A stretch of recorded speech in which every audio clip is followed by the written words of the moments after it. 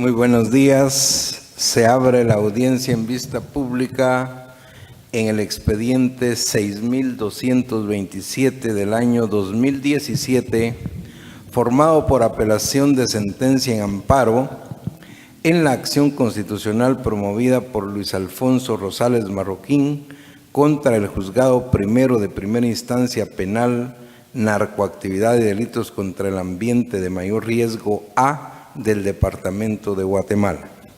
La señora Secretaria General Adjunta de la Corte dará lectura a la parte conducente de las consideraciones y a la parte resolutiva del fallo apelado y efectuará las advertencias reglamentarias correspondientes a la presente audiencia.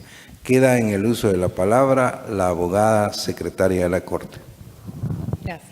Es acto reclamado en el presente amparo la resolución emitida por la autoridad recurrida el 16 de noviembre del 2016, por la cual se resolvió el recurso de reposición planteado contra la resolución de esa misma fecha que se dio a conocer de forma oral en audiencia sobre la solicitud de cesación de persecución penal contra José Efraín Ríos Montt y por la cual se resolvieron las peticiones formuladas por las partes.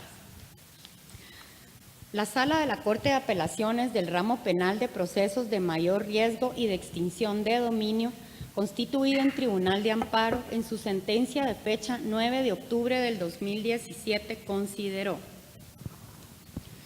de la lectura y estudio de las normas transcritas, así como de la resolución que constituye el acto reclamado, se determina que la autoridad recurrida actúa en el ejercicio de sus facultades legales, sin vulnerar derechos del amparista, ya que el artículo 76 transcrito anteriormente taxativamente regula en el segundo párrafo que, sin perjuicio de las reglas que rigen el juicio para la aplicación exclusiva de una medida de seguridad y corrección, la comprobación de esta incapacidad impedirá el procedimiento intermedio, el juicio y toda labor crítica del comportamiento que se le atribuye, pero no inhibirá la averiguación del hecho o que se continúe el procedimiento con respecto a otros imputados. Por lo que es claro que la juzgadora, al dictar la resolución en la que resuelve el recurso de reposición presentado, indica textualmente: admito parcialmente el recurso de reposición planteado. En consecuencia, ordeno al Ministerio Público se pronuncie en cuanto a la posibilidad de llevar a cabo una medida de seguridad y corrección, dejando a criterio del Ministerio Público también, en cuanto a lo que se argumentó por parte del querellante, que modificar su escrito de acusación, eso ya lo deberá evaluar el Ministerio Público en su momento oportuno, pero por la naturaleza propia de esta causa penal y al revisar la ley es clara al indicar que debe suspenderse. En este caso, la comprobación de la incapacidad impedirá procedimiento intermedio. La juzgadora resuelve de esta manera y, en consecuencia, rectifico y reitero, admito el recurso de reposición en forma parcial con lo ya argumentado. En cuanto a que mantengo incólume no dejar sin efecto la suspensión total de la persecución penal, pero sí es viable la aplicación. Otra salida es la aplicación de las medidas. En consecuencia, dejo sin efecto que sea evaluado cada 30 días, pero solicito a la defensa que informe a través del equipo médico el estado de salud, la evaluación cada 30 días.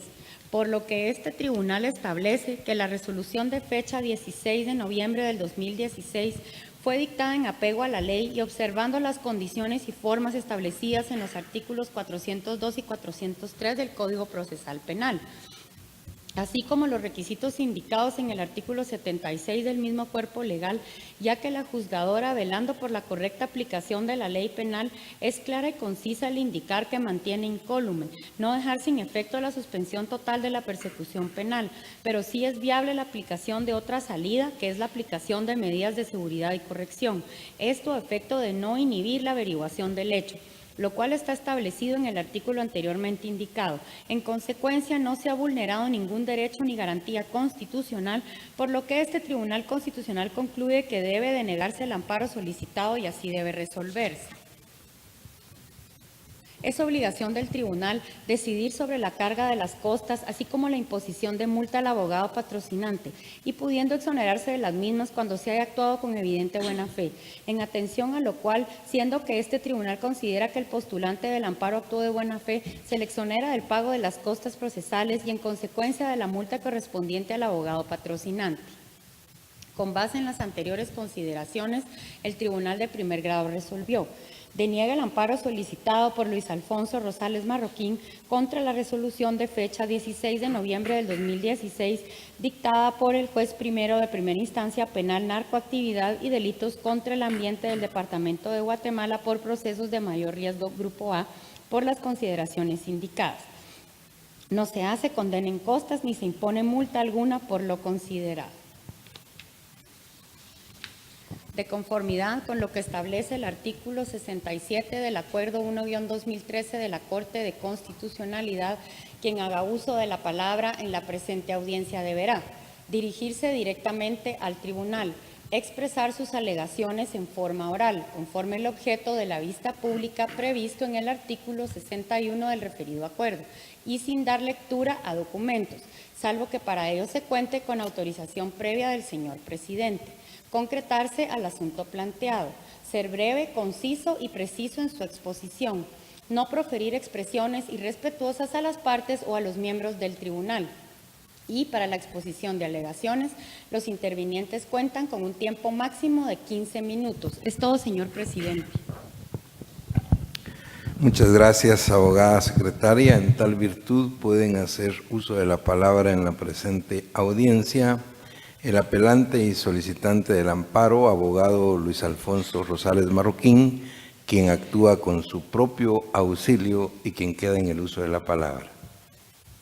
Muchísimas gracias, señor presidente. Honorable Corte de Constitucionalidad. Ciertamente hemos presentado un recurso de apelación en contra de la sentencia dictada por el Tribunal de Amparo de Primera Instancia, porque consideramos que al resolver, honestamente, no ha entrado a hacer una consideración válida, profunda y fundamentada sobre los motivos de agravios que le fueron sometidos a conocimiento en el planteamiento de aquella acción de amparo.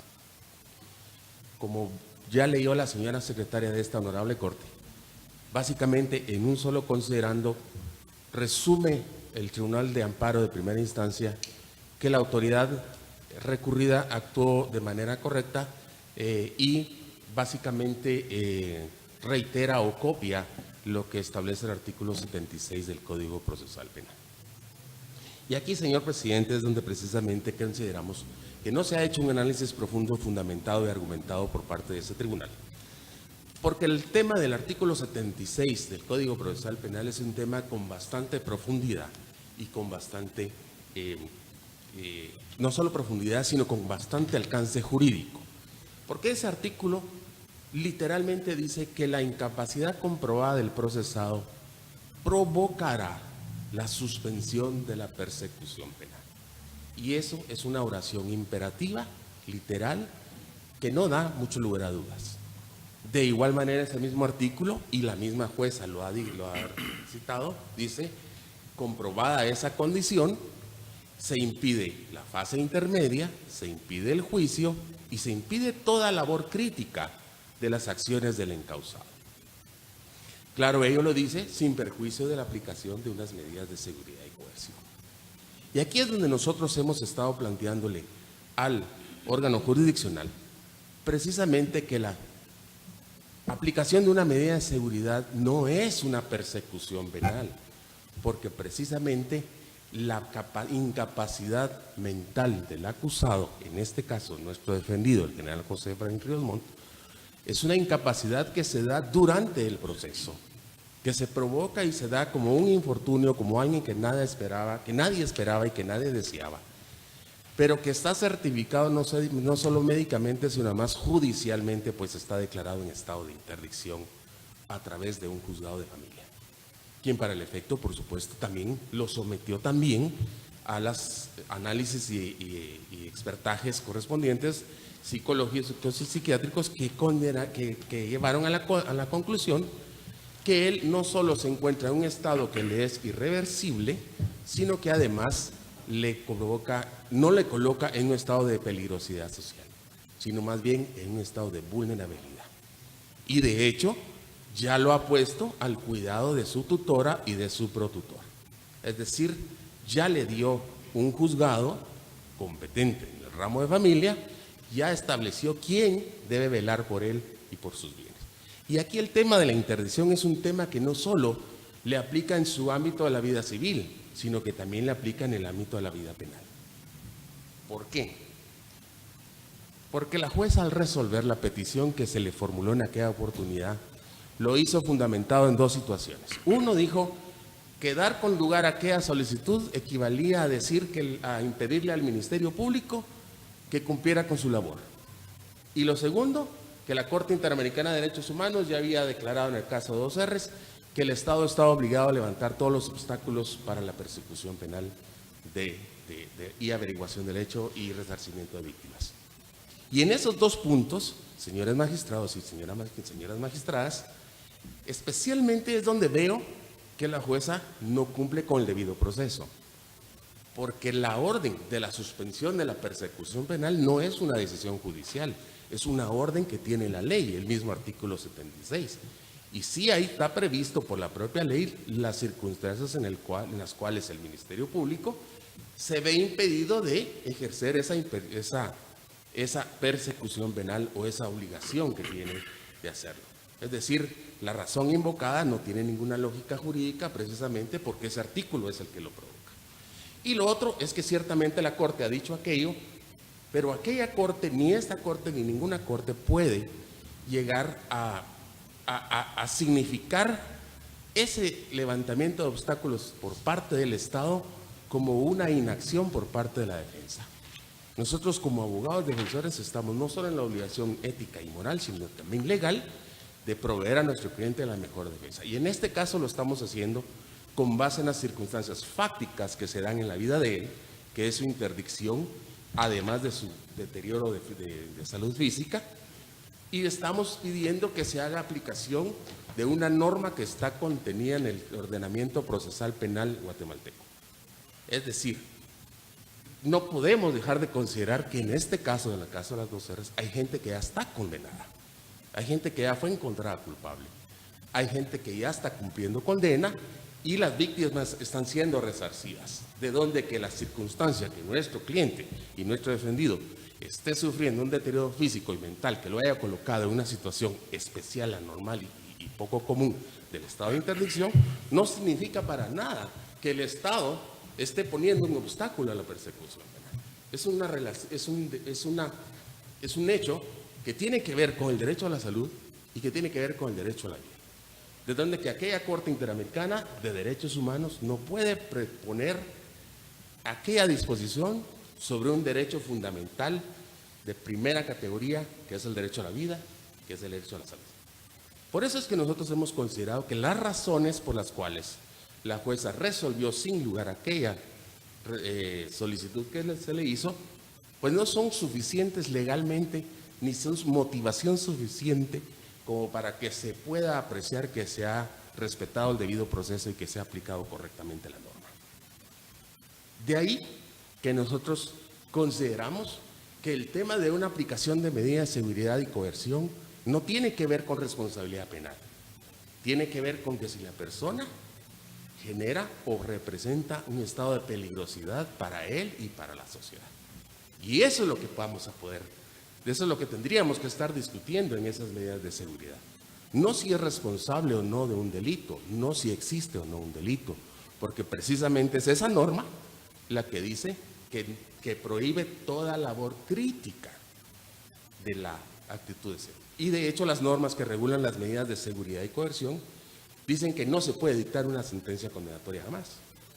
Entonces no es una persecución penal per se, sino que tiene que ver con aquella situación. Y en ese sentido la condición física y mental del general José Efraín Ríos Montt ya es indiscutiblemente no de peligrosidad social, sino de vulnerabilidad. Es un hombre de más de 91 años que está declarado en estado de interdicción, que está postrado en una cama y que por supuesto está ya, de hecho, al cuidado de su familia, de su tutora y de su protutora. Pero adicionalmente a esto, señores magistrados, también en la sentencia dictada por el Tribunal de Amparo que conoció en primera instancia, pues también se omitió resolver sobre otros agravios que se pusieron a la vista. Y es, por ejemplo, que se nos obliga a nosotros como defensores que presentemos un informe mensual sobre el estado de salud del general José Efraín Ríos Montt, lo cual consideramos que no solo genera una carga innecesaria sobre el tema de costos y de evaluaciones a las que tiene que estar sujeto por parte de sus médicos, sino además no tiene ningún beneficio para el proceso ni ningún interés, pues está claramente definido por los peritos de INASIF y por los médicos tratantes y por los médicos y expertos propuestos por la contraparte, que la condición de él es progresiva, es demeritante y que no tiene cura. Así que no entendemos por qué cada mes tenemos que estarlo haciendo y, por supuesto, cada vez que se le somete a este tipo de situaciones le estamos generando condiciones que le están agravando su salud y que le están agravando sus condiciones de vida y expectativas de vida. De igual manera, también presentamos como agravio en aquella oportunidad que ya hay un caso, un antecedente en el sistema judicial guatemalteco en donde se ha decretado la suspensión de la persecución penal, y es el caso del general Mejía Víctores. Él, también un ex jefe de Estado, también un hombre señalado de los mismos hechos que se le señalan a nuestro patrocinado, que también fue declarado en estado de interdicción, pero a él sí se le declaró la suspensión de la persecución penal. No se le sometió ni a una medida de coerción ni de seguridad, ni se discutió en ningún momento si eso generaba o no un impedimento al Ministerio Público a cumplir con su obligación, ni si eso generaba o no una situación de incumplimiento de alguna sanción que pudo haber impuesto o no impuesto alguna corte internacional. Por eso, por el principio de igualdad, consideramos que aquella situación debe ser aplicada, en este caso, de igual manera al general José Efraín. Por ello, señores magistrados y honorable Corte, es que estamos en desacuerdo con la forma que ha sido resuelto este amparo. Por eso hemos presentado el recurso de apelación y por ello solicitamos que, al tener por evacuada esta vista, pues al resolver se dictar nueva sentencia, declarando con lugar el amparo, revocando la sentencia que ha sido dictada y que se reconozcan, se protejan esos derechos y esas garantías tan inherentes a la persona humana como el derecho a la vida, el derecho a la dignidad, el derecho a la edad que él tiene. Y en este sentido solo termino diciéndoles que el mismo sistema de derechos humanos internacional, la ONU, la misma Corte, tiene ya disposiciones claras en cuanto al tratamiento que se le debe dar a sujetos sometidos a procesamiento que tienen condiciones de incapacidad no solo por salud y mentalidad, sino también por edad, y las dos condiciones se dan en este caso. Muchísimas gracias, señor presidente. Muchas gracias, abogado Rosales Marroquín. La audiencia continúa con la intervención como tercero interesado del abogado Jaime Ernesto Hernández Zamora, quien actúa con su propio auxilio y quien queda en el uso de la palabra. Gracias. Buenos días, honorables magistrados de la Corte de Constitucionalidad. Es importante traer a colación, sumado a lo que el abogado que me antecedió ha podido exponer. Hemos con claridad absoluta y una claridad meridiana, honorables magistrados, con mucha preocupación, tratando de llegar hasta el órgano máximo superior constitucional a efecto que se respete el debido proceso, a efecto que el derecho de defensa no se vulnere, a efecto que el debido proceso sea respetado tal cual es y como está plasmado en la ley. En el caso que nos ocupa, solamente basta leer las dos primeras líneas del artículo 76 del Código Procesal Penal para establecer que el órgano jurisdiccional que dictó la resolución ordinaria y que eso provocó, obviamente, el violentar el debido proceso, y que eso provocó que agotáramos la definitividad y nos fuéramos al amparo, y que hoy estemos ante esta honorable Corte. Es importante establecer dos cosas. Y lo primero, esto no admite discusión, porque nadie somos superiores a la ley. el trastorno mental del imputado provocará, esto es imperativo, provocará la suspensión de la persecución penal hasta que desaparezca su incapacidad. Hasta que desaparezca su incapacidad. Está acreditado, está demostrado, ha sido sometido, José Efraín Ríos Montt ha sido sometido a los exámenes periciales del INASIF, y por qué no decirlo, a los exámenes que le fueron practicados dentro de otro proceso, 4 médicos de salud mental, psiquiatras, 4 psiquiatras del INASIF, 3 del Hospital San Juan de Dios, honorables magistrados, y todos concluyeron. Y es más, el consultor técnico, el que dijeron los querellantes adhesivos que era el mejor psiquiatra de Latinoamérica, a quienes trajeron para que participara en el proceso, y quien también concluyó en lo mismo y dijo, en palabras parafraseando lo que dijo, fue: el cerebro de dicho señor está hecho pedazos, no entiendo por qué no está muerto. Eso provocó que se declarara la total incapacidad para enfrentar un juicio. Pero no me quiero ir hasta allá, sino quiero una vez más retrotraer artículo 76. El trastorno mental del imputado provocará la suspensión de la persecución penal. Eso no admite discusión. ¿Cómo es posible que hasta el día de hoy tengamos que llegar a un órgano constitucional superior para que haga valer que se respete el debido proceso? ¿Cómo no se ha respetado el debido proceso? Porque se aplicó indebidamente, incorrectamente el artículo 76. El aplicarlo indebidamente provoca, obviamente, la violentación al debido proceso. Es más, dentro de los medios de prueba aportamos totalmente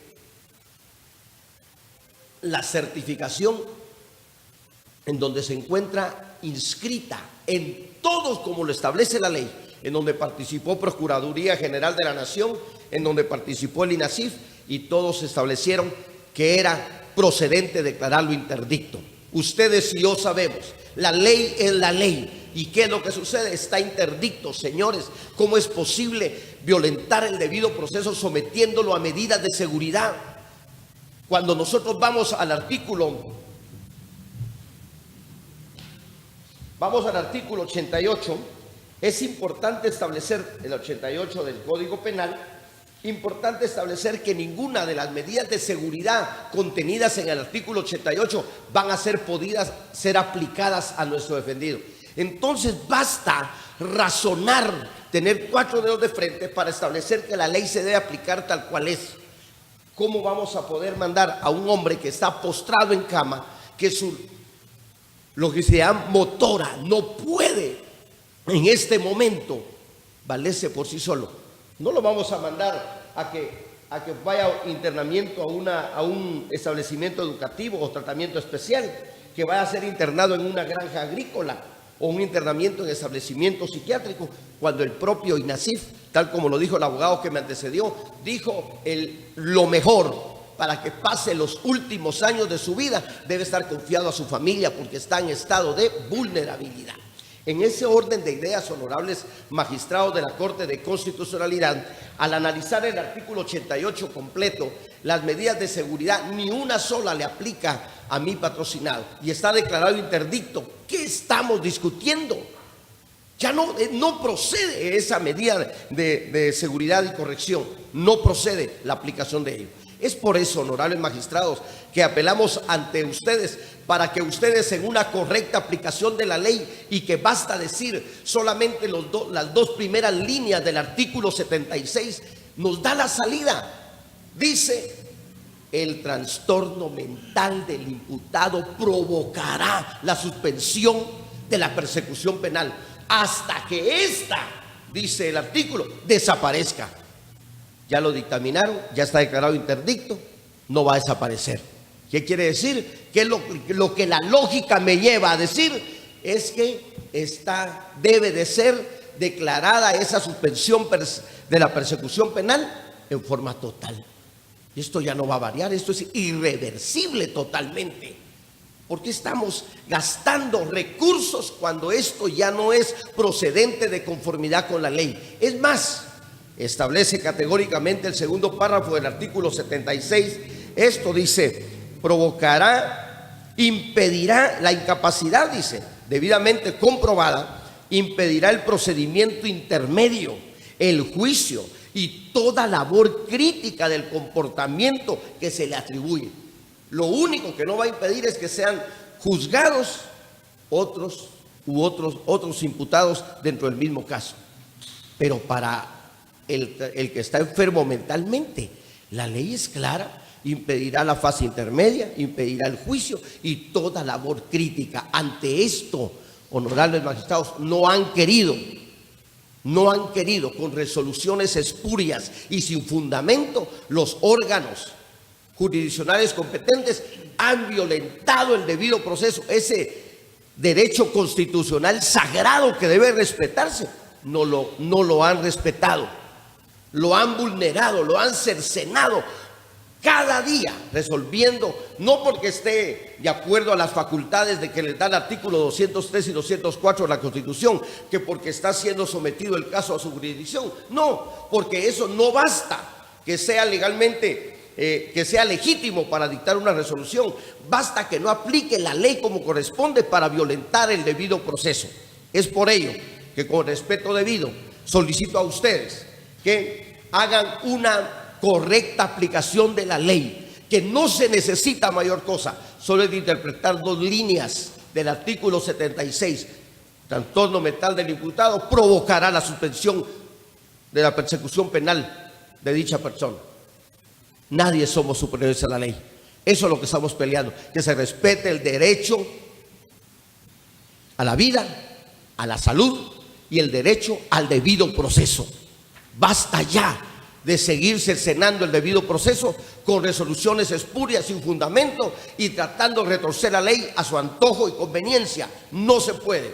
Por eso es que hemos venido ante ustedes, para que ustedes, como máximo tribunal constitucional, puedan aplicar la ley como corresponde y declaren con lugar el recurso de apelación planteado, y en consecuencia que se otorgue el amparo en forma definitiva y le ordene al órgano jurisdiccional competente y correspondiente que violó el debido proceso, que respetando el debido proceso de acuerdo a las consideraciones que ustedes establezcan y de conformidad con el artículo 76, declare con lugar la suspensión de la persecución penal en forma total a favor del general José Efraín Ríos Montt. Muchas gracias. Muchas gracias, abogado Hernández Zamora. La audiencia continúa con la intervención también como terceros interesados de la Asociación de Familiares Detenidos Desaparecidos de Guatemala, FANDEGUA, por medio del mandatario especial judicial con representación, abogado Francisco Martín Vivar Castellanos, quien actúa con su propio auxilio y quien queda en el uso de la palabra. Gracias, señor presidente, honorables magistrados. Muy buen día. Nuevamente nos encontramos acá para hacer valer los derechos de las víctimas del conflicto armado interno. En este caso, la población de las 2 R's, bueno, no la población, sino que los familiares de quienes en alguna vez conformaron una población que fue desaparecida del mapa. Hechos que, por supuesto, no pueden quedar en impunidad. Por esa razón es que hoy nos constituimos acá para hacer valer ese legítimo derecho de defensa que tienen también las víctimas. Y para el efecto, presento los argumentos esgrimidos para hacer, en este caso, fundamentar más que todos esta argumentación que definitivamente utilizamos para que esta apelación sea declarada sin lugar. A ver, número 1, no podemos constituir a la Corte de Constitucionalidad como una instancia revisora. No se puede en este caso elevar estas actuaciones, puesto que este amparo es un medio extraordinario y subsidiario de protección de los derechos constitucionales, razón por la cual no podemos venir a discutir este tipo de situaciones acá. El debido proceso que se ha mencionado, pues por supuesto que se ha respetado con todas las garantías para los procesados, así como para las víctimas. Razón por la cual es necesario entonces que se tenga presente este principio que ya abundante jurisprudencia hay al respecto. Sin embargo, sí me llama la atención hacer, y es válido hacer mención, que no es necesario, ya hablando del fondo del asunto, que no es necesario leer solamente 2 líneas del famoso artículo 76, porque la ley hay que interpretarla pues en su conjunto, íntegramente, no solamente 2 líneas, porque obviamente esas 2 líneas adicionan algo más. Aparte de lo que le hago, que el trastorno mental del imputado provoca la suspensión de la persecución penal, por supuesto acá está, pero ¿qué dice el siguiente párrafo? Esto sin perjuicio de las reglas que rigen el juicio para aplicación exclusiva de una medida de seguridad y corrección. Sencillo entender que es sin perjuicio. Es decir, estamos ante una situación que puede darse, pero también deja otra salida. ¿Cuál es esa salida? Pues si no, entonces debe de aplicarse un juicio especial para aplicación de medidas de seguridad como corresponde y tal y como resolvió en su momento la jueza contralora del caso. Presentaron su recurso de reposición, este fue declarado sin lugar, elevaron las actuaciones a una sala que confirma el fallo. Y este fallo es fundamentado tomando en cuenta que precisamente resumen y pronuncia acá que efectivamente si es viable la aplicación u otra salida, puesto que la ley misma ya establece en la normativa ese presupuesto. Eso es lo que fundamenta acá la apelación o el amparo que hoy se apela. Pero también es importante, honorables magistrados, después de haber escuchado las argumentaciones planteadas por la contraparte, ¿qué pasa también con el derecho de las víctimas? La misma Corte Interamericana de Derechos Humanos ha resuelto en este caso específico respecto a que este caso es ejemplificante para poder establecer que ha habido ya una impunidad sistemática en este proceso. ¿Por qué razón lo resolvió aquí? A la presente fecha hemos rebasado los 50 amparos en este proceso. Han pasado más de 35 años y no se ha logrado la justicia que las víctimas merecen. En este caso, la Corte Interamericana de Derechos Humanos ha ordenado que se remuevan todo obstáculo de hecho y de derecho respecto a este caso, para que haya viabilidad a la justicia, de la cual pues definitivamente todos los habitantes de la República de Guatemala tenemos derecho de conformidad con lo que establece el artículo 2 de la Constitución Política de la República de Guatemala. Habida cuenta entonces que en la supervisión de cumplimiento de la sentencia de fecha 18 de noviembre de 2010 en el caso Obama Velázquez, Guatemala, la Corte resuelve lo siguiente con la venia del señor presidente. Puede hacerlo. Gracias. Eventuales tensiones entre el derecho de acceso a la justicia a las víctimas y las garantías judiciales del imputado, existe una prevalencia prima facie de los derechos de las víctimas en casos de graves violaciones a derechos humanos y más aún cuando existe un contexto de impunidad. Tenemos que hacer memoria, insisto, que el hecho de estar planteando amparos, estar planteando acciones judiciales para entorpecer el desarrollo de un proceso que ha presentado las garantías, por supuesto que esto genera impunidad.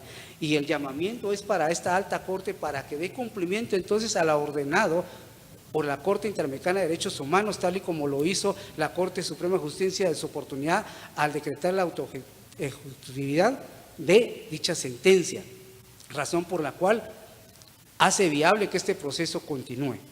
Quiero terminar recordándoles que este caso ya ha sido, o este planteamiento esgrimido por la defensa, esto ya ha sido superado en el caso genocidio Ixil, lo mismo, ahí fue donde se originó precisamente la declaratoria de falta de incapacidad del imputado y que por supuesto ordenó en su momento el tribunal que definitivamente tenía que ser juzgado por un procedimiento especial para aplicación de medidas de seguridad.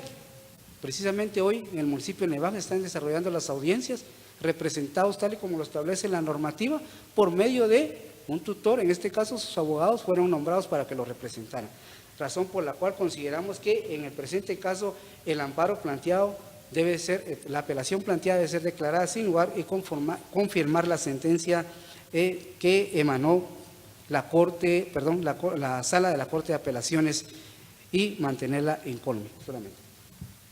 Muchas gracias, abogado Vivar Castellanos. Finaliza la audiencia con la intervención del Ministerio Público a través de la Unidad de Casos Especiales del Conflicto Armado Interno y Fiscalía de Derechos Humanos por medio del agente fiscal, abogada Blanca Mariela Castañeda López, quien actúa con su propio auxilio y quien queda en el uso de la palabra. Muy buenos días, honorables magistrados de la Corte de Constitucionalidad.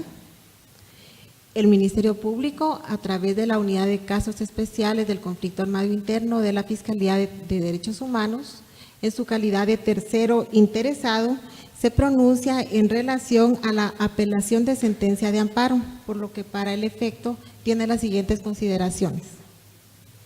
El Ministerio Público comparte el criterio sustentado en la sentencia de fecha 9 de octubre del año 2017, emitido por la Sala de la Corte de Apelaciones del Ramo Penal en procesos de mayor riesgo y extinción de dominio constituida en Tribunal de Amparo, en la cual se deniega el amparo presentado por Luis Alfonso Rosales Marroquín en contra del Juzgado Primero de Primera Instancia Penal, Narcoactividad y Delitos contra el Ambiente en procesos de mayor riesgo, Grupo A, indicando de que le causa agravio la resolución de fecha 16 de noviembre del año 2016, por la cual se resolvió declarar sin lugar el recurso de reposición en contra de la solicitud de cesación de persecución penal en contra del procesado José Efraín Ríos Montt.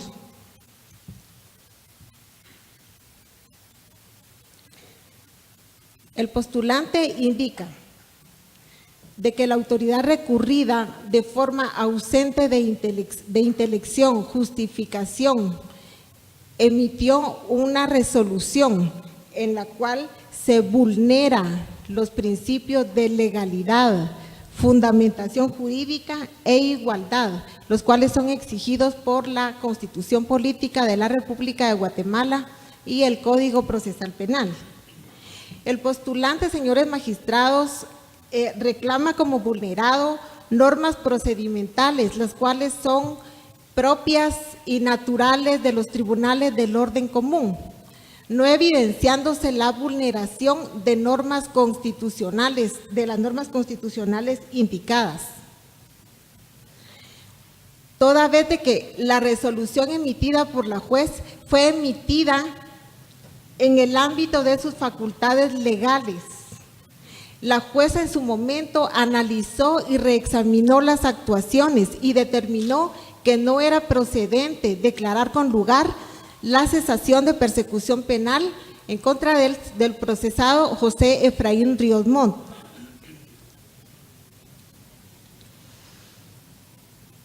Dicha resolución se basó analizando el artículo 76 del Código Procesal Penal, el cual solicito, señor presidente, autorización para dar lectura. Al lugar puede hacerlo, abogado. El trastorno, artículo 76, el trastorno mental del imputado provocará la suspensión de su persecución penal hasta que desaparezca esa incapacidad, sin perjuicio de las reglas que rigen el juicio para la aplicación exclusiva de una medida de seguridad y corrección.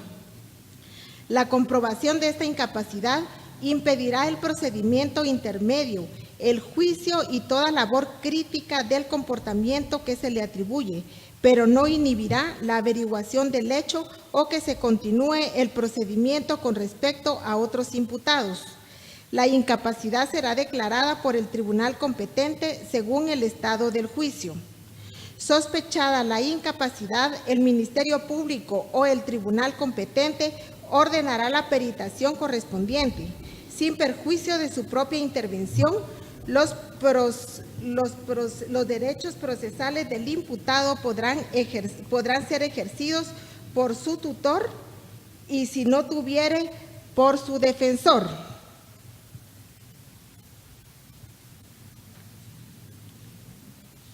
De tal manera, señores magistrados, que el acto reclamado fue emitido, dicha resolución fue emitida por la juez contralora de la investigación utilizando todos los requisitos internos y externos que se requieren para dictar toda resolución. En su momento, la jueza determinó de que no era viable acceder a la solicitud de cesación de la persecución penal en contra del señor José Efraín Ríos Montt. el postulante también reclama de que se ha violentado el principio de igualdad, ya que en su momento el Ministerio Público solicitó la suspensión de la persecución penal a favor del ex jefe de Estado Óscar Humberto Mejía Víctores, pero la situación era totalmente diferente. En relación a ese caso, señores magistrados, dicha persona por su estado de salud ni siquiera se pudo ligar a proceso penal. En el caso que nos atañe, señores magistrados, el señor José Efraín Ríos Montt fue escuchado en su primera declaración y fue ligado a proceso en el pleno uso de sus facultades mentales. En tal sentido, de conformidad con lo antes expuesto y fundamentándose en la ley de amparo, exhibición personal y de constitucionalidad, el Ministerio Público solicita con todo respeto de que se declare sin lugar